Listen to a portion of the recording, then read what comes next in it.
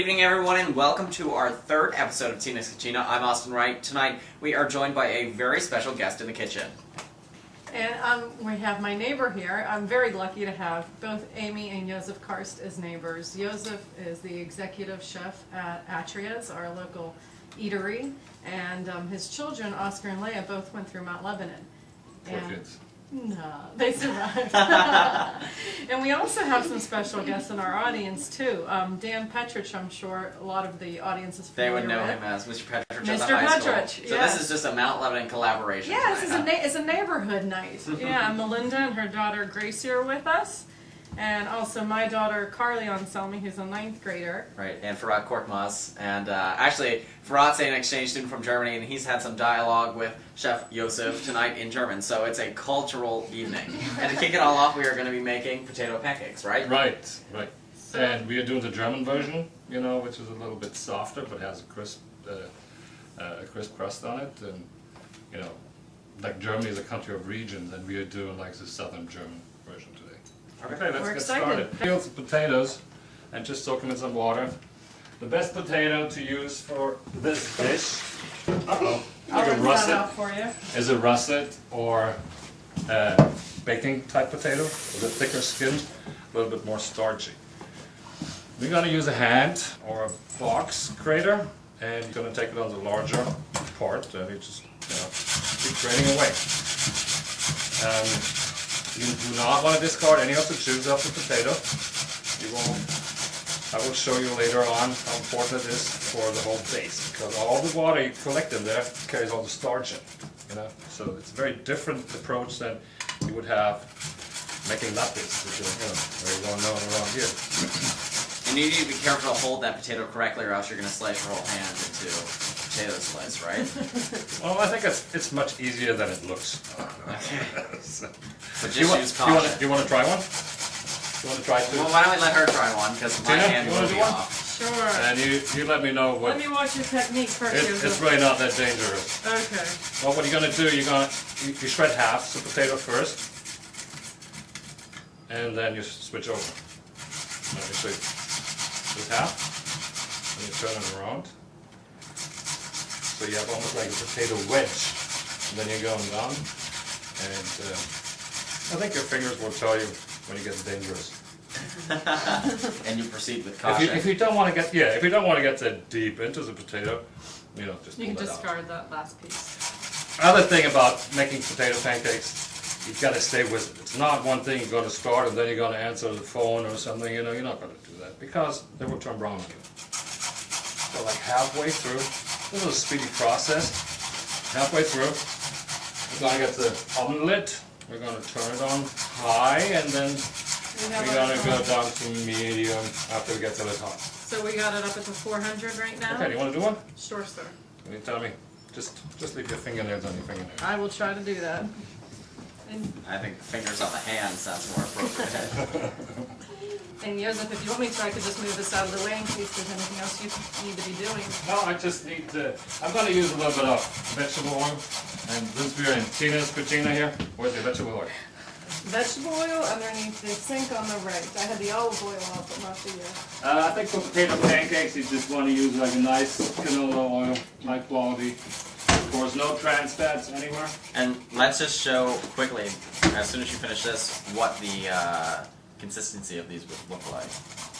I think potato pancakes is one of those things that everybody likes.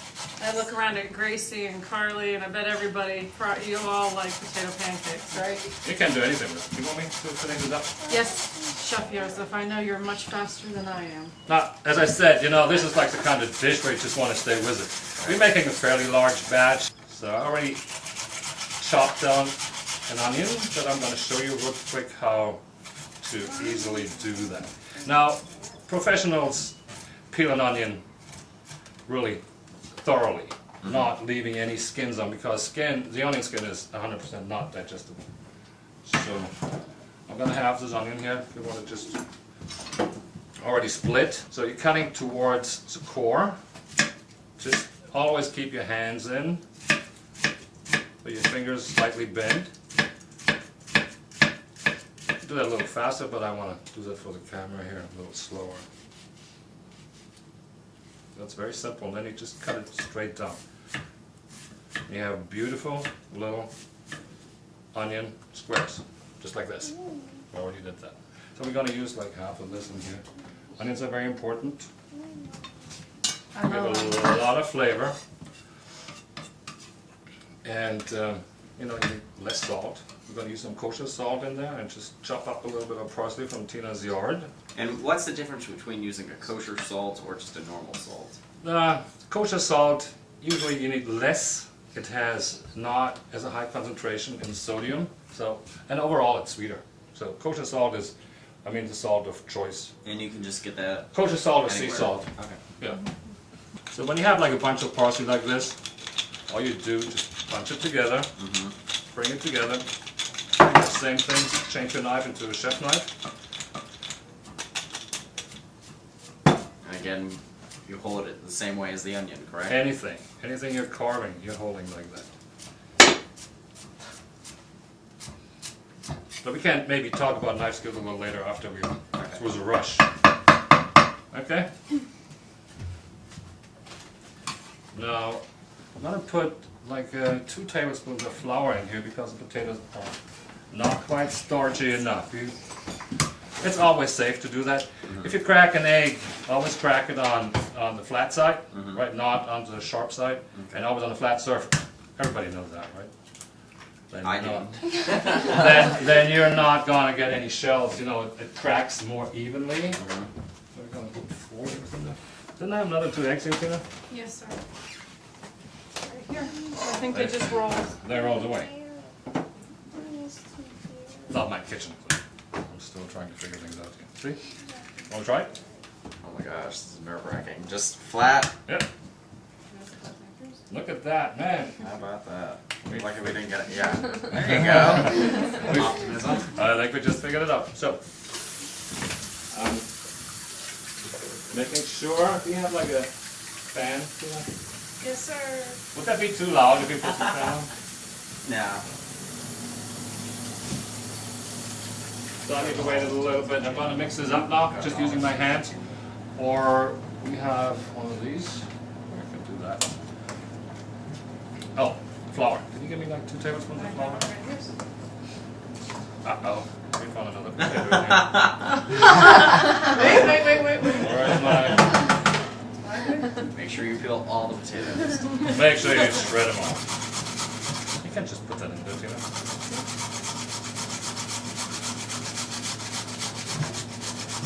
This is really like it would work at my grandmother's kitchen, but she would have, you know, she would have to do like 200 potato pancakes just for lunch. It's a traditional dish, which we serve with just like a split bean soup, which is a green bean. Now we're gonna make a nice paste here. Tina, do you want to prep up a sheet pan with some deli paper? Not some deli paper, some paper towel. Paper towels or parchment paper? You're talking about paper towels to absorb the oil, correct? Now you can always, after you cook the potato pancakes, you can season them again. You know, with kind of any kind of spice. People like some paprika in them. Some people, you know, want to get them spicy. At home, I shred a little bit of banana peppers in it. You know, there's so many different varieties. You can do this like with a 50-50. You can shred sweet potatoes in it, so you have this nice orange color. That sounds delicious. Put some scallions in it. Sweet potatoes. And I think, you know, we can put a hotline together if you have any questions. You know, just pass them on. I think that's an online thing there too. So let's try one. See if we get hot enough here. Nope. We're not there. Oh, We're not there. Well, we can use the time. We can use the time. I already prepared all the vegetables for ratatouille. Ratatouille is not a rat, some people think. We're making a little bit of a different ratatouille today, which is an oven roasted ratatouille, which is not as moist, and therefore, you know, it doesn't get your potato pancakes all soggy. And I'm just going to mix it. I have some yellow squash, red peppers. And these are all just cubed of sorts? Yeah, like an inch cube. Okay. With some green pepper. Green peppers, zucchini, there's a couple sticky. The red onion, rough chopped. What, Joseph, a question that Austin asked me a And couple episodes ago was the difference between red onions and Vidalia onions or white onions. There's a huge difference between onions and onions and onions and onions. So I would always, use a Vidalia onion. And a little salt. I'll just put a little salt in here. Toss it with a little salt. And why do you use a Vidalia onion? And a little sugar. Well, the Vidalia, no. Let me finish my thought. The Vidalia onion, that's the onion. That's the onion you want to eat raw. You don't really need to cook with it, even though it works nice on a grill. And just plenty of olive oil. Okay. A little bit of sugar. Here you go, sir. What's it? A A little bit of sugar. Perhaps it was a caramelization. And give it a quick toss and get that into a hot oven. They were bringing in the real chefs this week. I know. The tricks come with time. Listen, No. I never claimed to be a professional chef, right? Now your recipe will give you all the information you need, but just make sure you have enough oil in it, otherwise your roasting will not happen. If you don't put any oil in there, I think we're sizzling. this sizzling. Need another sheet pan. Another sheet pan? Or the ratatouille. Can we You use can. it 9 by 13? I can use this one. You can use this one for the ratatouille. You use a different one for the... Give you a look. Finish that up when it comes out of the oven. Nice and caramelized. I turn the oven to 430 degrees. 430, 450.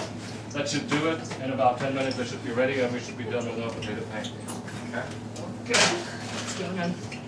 And now the fun begins. Potato pancakes. And you just brought the oil up to a sizzle. We call that smoke until it smokes. If somebody told me, I don't know if this is safe or not, that you can take a drop of water. That's and very it safe. starches- That's very safe. I can put a little bit of starch here too. Right. But I want to keep my skin. Thank you, it's hot. And you just do a small handful, huh? Yeah. I could maybe get another. About 3.5 inch, 1/4 inch thick potato pancake. I think I'm gonna get the other skewers on too. Okay, the oil.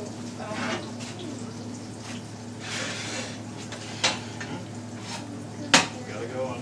Every oven is different, so when you do, when you have a gas oven at home, it's probably going to work much faster because you have more direct applied heat. Okay. And these kind of moments they take a little bit longer. So we have a little bit more time to talk. All right. What do you Mr. want to talk Host. about? What do we got here? You know what that is? That's oregano. Oregano. Do you like oregano? Oregano. Oregano. I hope it's not arugula. You want to try some? You just eat it? Yeah. Oh, sure. Well, smart people. Tastes like grass. Smart people say it makes it really smart. Yeah. Oh my gosh, that's like eating hair That's gel. so good. Yeah, it's That's spicy. so- So what's the difference? You're from Germany, is that correct? That's right. What's the biggest difference from German cooking to American cooking? I think that American cooking has really, it's sort of getting back to its roots, which is of course the cuisine of many different European countries, and with a little bit of, more and more of an African or Central American influence, which is wonderful. I mean, it's definitely a melting pot. So a lot of the recipes I do, because Altria's is an American cuisine or American restaurant, Right. that means many of the recipes are coming from Italian family recipes, German family, Polish, like halushki, or, everybody has a version of potato pancakes. Are you the Or mastermind? gnocchis. Are you the mastermind behind the crab cakes at Atria's? Yeah, one of them. They are the most delicious crab cakes You like in them? the world. And they hold up too. Well, like with everything, it starts with good ingredients. I have to tell you, it's a nice thing about our neighborhood. I came home and the grocery list that Joseph had given me, and I forgot some of the potatoes and By I potatoes. forgot potatoes and ice cream. Hey, I was after working today, I went Like that's salty grocery enough. shopping and then coming home trying to make sure the Yeah, kitchen's sour cleaned cream. up. Yes, sir. And Joseph said, it's okay, I have the potatoes, and he had a couple of things we missed. He And, saved the day, huh? and Melinda just She has saved the us oil. with the oil. We are definitely the neighborhood that Oh, borrows that's from good. each This other. is a quality mountain community. Oh, we have a great neighborhood. Now, you put these on top of a paper towel to seep up the oil, is that Right. correct? Right. You can't eat, you can't say that, you can eat one already. Can we have a little sour cream? Yes, it's already ready. So, Do you want the sour cream on top or on the side, Jeff? let's do one of those things, you know. In the old days, I'm just going to give you a little pepper to Okay. taste with that. Okay. The old I mean, in the classic cuisine, peppers will never be served with the skin on, so you always cut right off the skin, just like that. And I just want to give you an idea what a pepper tastes like off the skin. Fresh pepper off the skin. Why do you taste So- this? It has So I such want a to just, difference. yeah, with the sour cream. Let's give you a little sour cream, because I want potato pancakes. Just make a little bit of garnish here. This is what we call a Pat McDonald parsley sprig. So, Oh my gosh, that's now that's a culinary nice, excellence. nice little fish. Are we plating all of these up? Yeah, a couple more. Maybe a couple more. I will do that.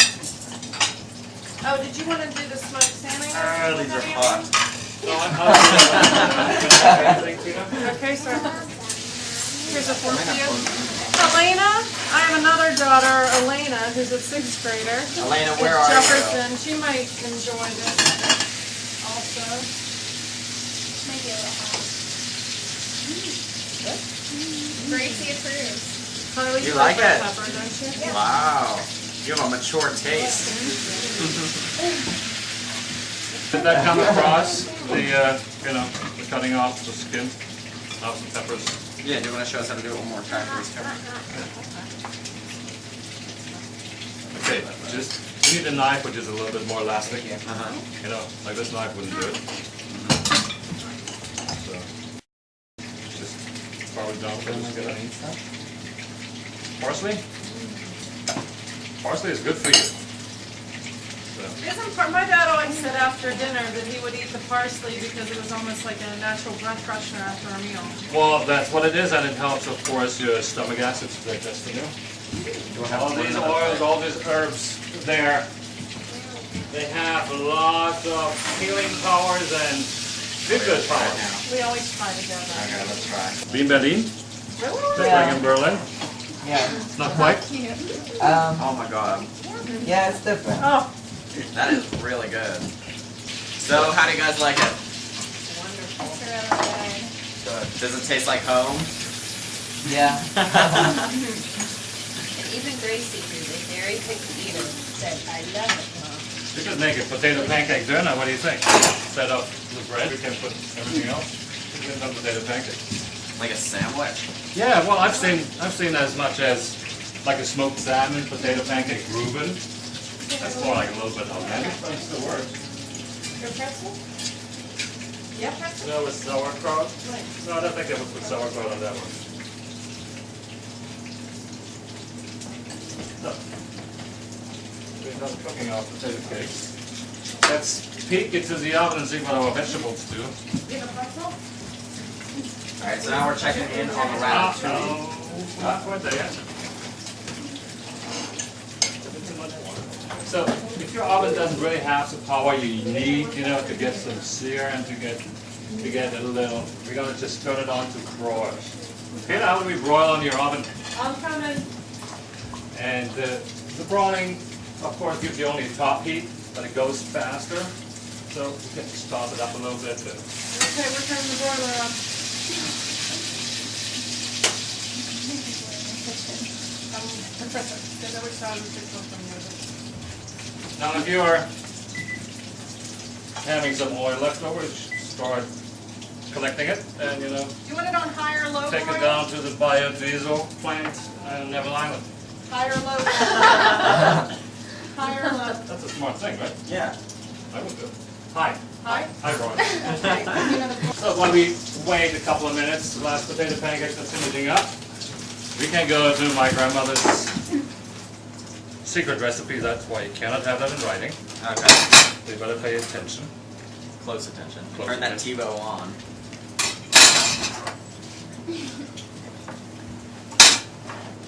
And my grandmother, actually, she was a chef. She was a chef in the 30s and the 20s. And her father was an amazing man. He knew how to get the right animals. He had a butcher shop, he had a movie theater, and he had a, what do you call it, like a hotel. So I must have got the cooking part from my grandmother. So she's your cooking inspiration. Yeah, she was great. I mean, she would still cook, for the whole family. And on the farm, we have a lot of farm hands. And she would have many times 15, 20 people. So we have some apple prepared here. Let's make it like 3 pounds. I would use a Golden Delicious rather than a Granny Smith. Oh. Man. But you didn't tell me on the grocery list. He didn't tell. I just said it said apples. That's quite all right. And So- I even tried calling from the grocery store. So if your apple are a little tart like these, I already put some sugar on it. I think you need about a total of as much as 1.5 cups to 2 cups of sugar. That sounds a whole lot of sugar, but we are adding a little bit of breadcrumbs in here. Do you have some, Tina? Soft breadcrumbs or dry breadcrumbs? Dry. Yes, sir. How about some raisins? Raisins could make it too. I don't We need a have little cinnamon. I have cinnamon. Melinda went to save us once again, and she's getting us some fresh, unseasoned breadcrumbs. Okay, that's key. Key. Unseasoned. And in the meantime, I'm going to show you how I did these real quick. Now, Joseph's the pro chef. He could have peeled them, sliced them, and done With his them hands in 2 perfectly seconds. even. Right. But But for for those the of us that normal might people. need a little help, we just put the apple right on the end here. It had a prong if you saw it. And it's going to peel it, core it, and slice it for us all at once. Let's hope it works, right? Where would you get something like this?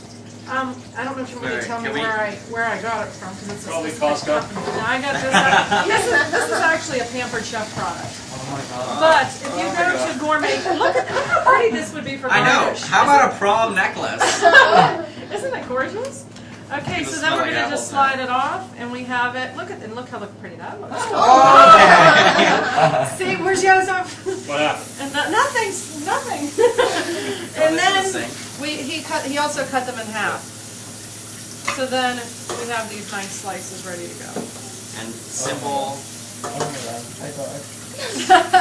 They are semi-circles. Looks like a rainbow.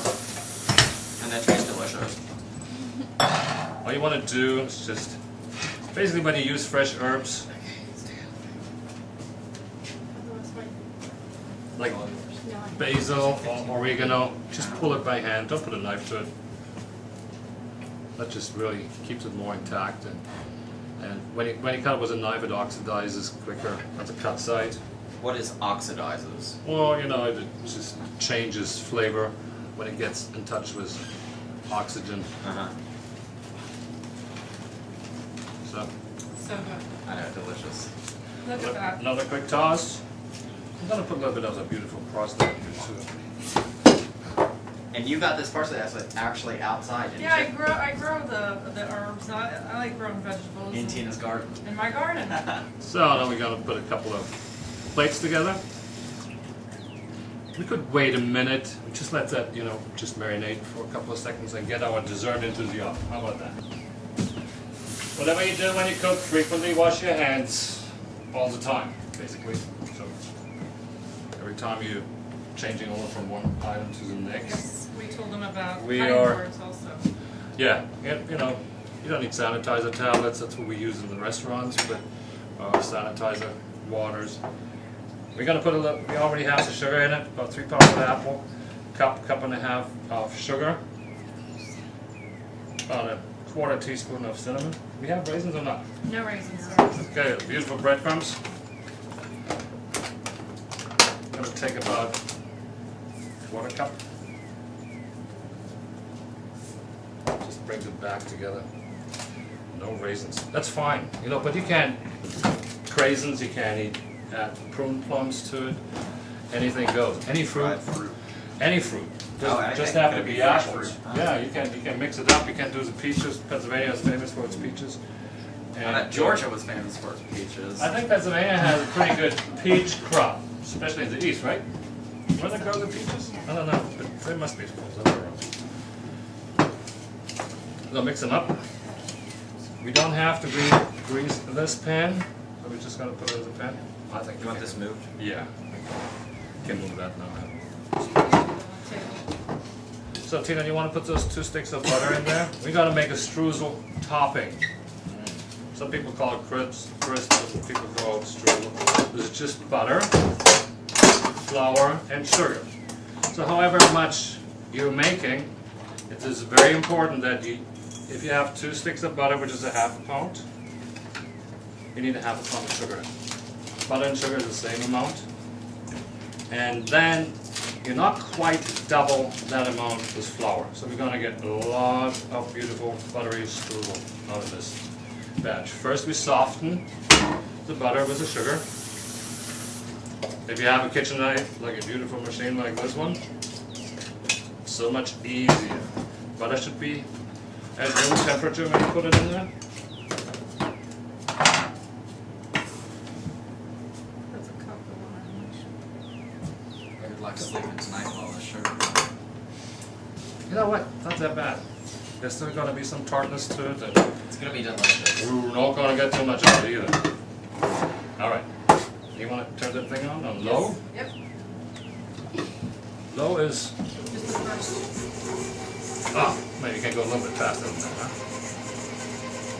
You can go as fast as you like. There we go. So the butter was just soft enough. Now the flour. 1 cup first.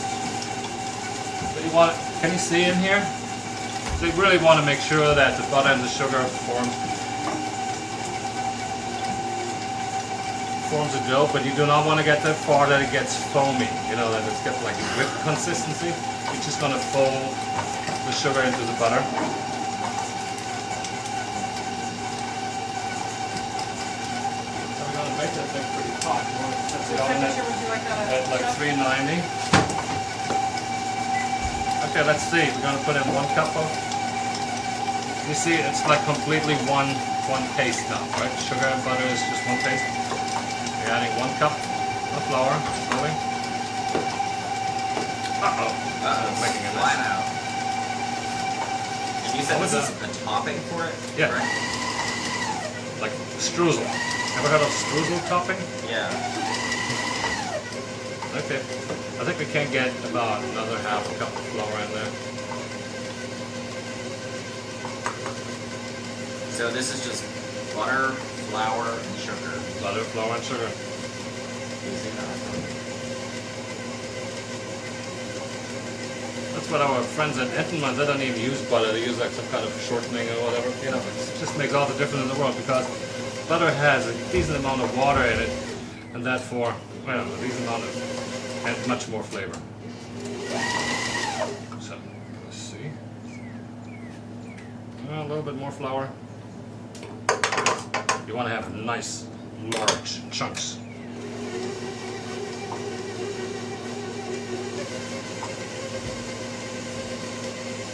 So you're looking for just chunkiness of sort. Big Is that streusel. right?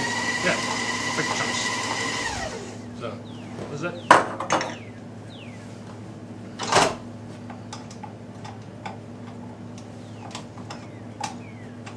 There we go.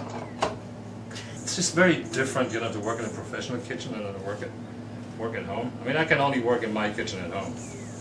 When my wife cooks for a couple of days, it's over. It takes me a week to get it back. Do you cook into most of work. the time? Yeah. My wife is a teacher too. Oh yeah? So she teaches German and Spanish. Oh my goodness, that looked delicious. Do we need to change the level of the pan, I mean the rack, you have to put that up? No, that's fine. Do you think it's going to be hot for it? Yeah, All right. remember it's electric, so. Okay. Well, look at it. Look at it. Just have some of the ice cream and then part of sugar going on top. And now we're going to go to the entree of the evening. And how long do we put that in for? 30 minutes. And the oven's at 390. 390. Pretty hot. Yeah. Okay. That's pretty hot for baking goods. First we're going to clean up a little bit. Garlic. This is garlic. Garlic is a great onion, obviously. And it has everything in it. Now what you can do is garlic. It will really tickle out the flavor. You just chop it down like I just did. And then you put a little bit of salt in it. And now if you want to look at what happens to it, it becomes a paste. And then just use the back of your knife.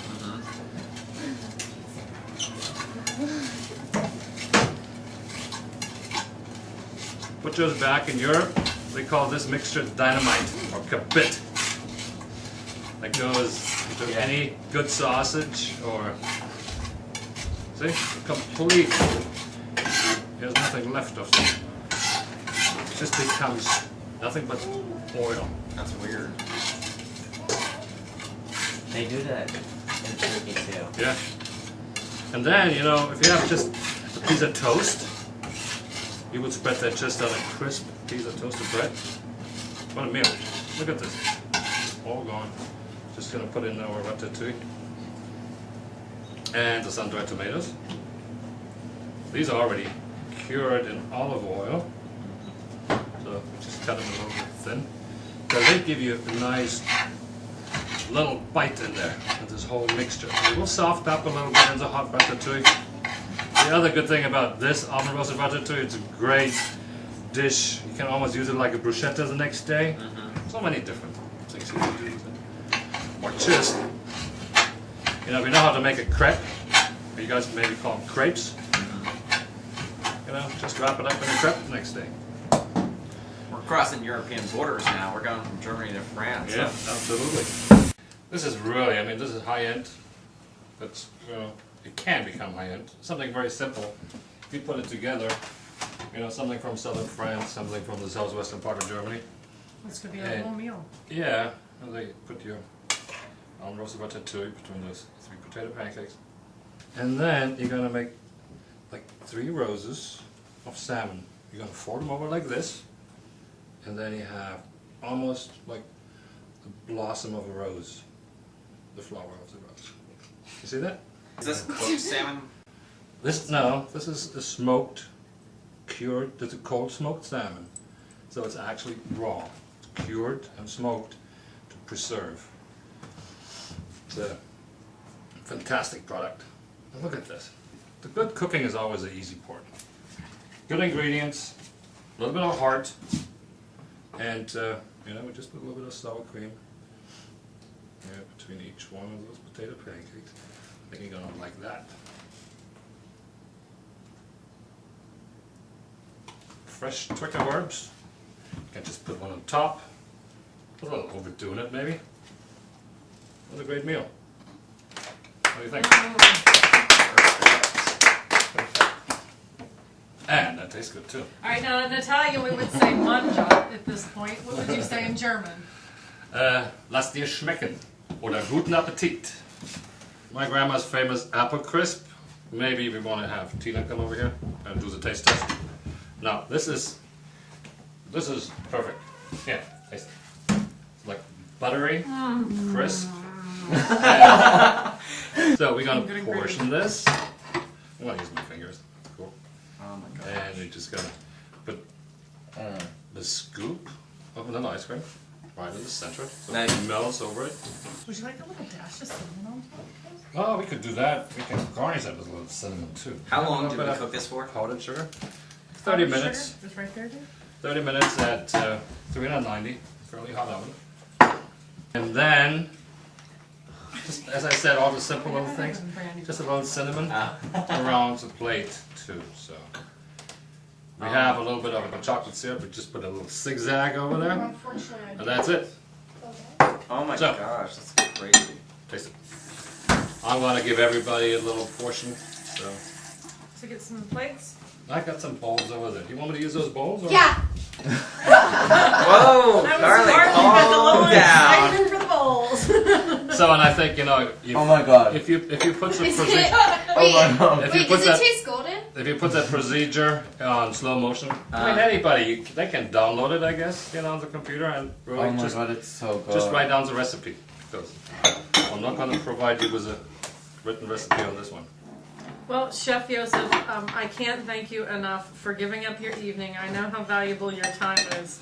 So to come over to Tina's To Cucina our kitchen and cook and with cook us. with me and Austin and the neighbors and my kids. You know, I'm gonna be a little corny for a second if I can, but Let's start the gushy music. let's start the music. When it gets louder, that Joseph means it's and time to stop. Amy have been fantastic to me. Yeah, thanks for the food. They take such good care of me. They're wonderful neighbors, and I'm very lucky to have them. And thank you, Joseph, for coming tonight. I really appreciate it. And pay your copay on the way out. Thanks for having me, guys. It was fun. Yep, thank you so much. And that'll do it for us this evening here at Channel 19's Tina's Cucina. Until next time, thanks so much for joining us. I'm Austin Wright, alongside Tina Respenti, Chef Joseph Kars, Farad Korkmaz, Carly Anselmi, And Elena, too, in the back. Elena in the back. And Also, Mrs. Petrich and her daughter Gracie. Good night. Ciao.